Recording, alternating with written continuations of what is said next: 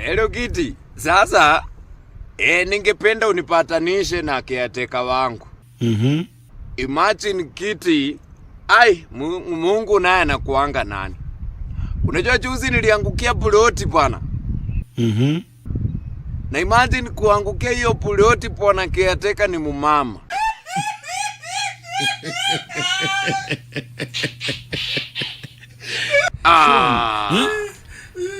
Kiti wewe ushawahi tapotil.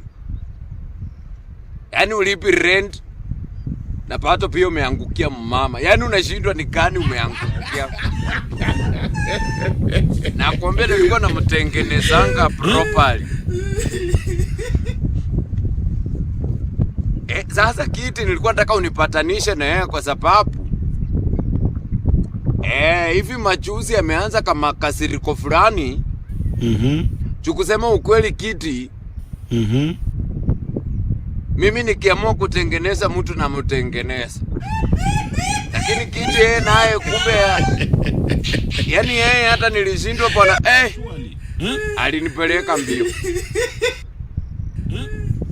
Sasa hapo ndio shida ilitokea. Alinikimbiza akanikimbiza. Kiti hapo ndio niliishiwa pao. Si hata Kiti sasa unajua sikuwa nalipanga rent.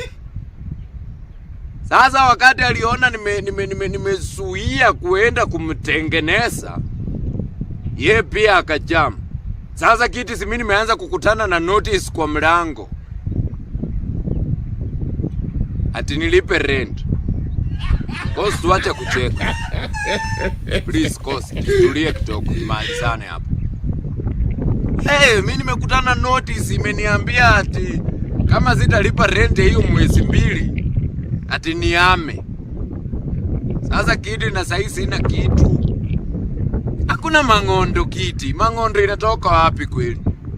Na imesuiliwa Nairobi huko hata. So Kiti mimi nilikuwa naomba tu unisaidie unipatanishe. Mwambie tu ni sawa. Unajua hata injini yangu ilikuwa imeisha kasi kabisa. Haina kasi. Lakini nitajikaza.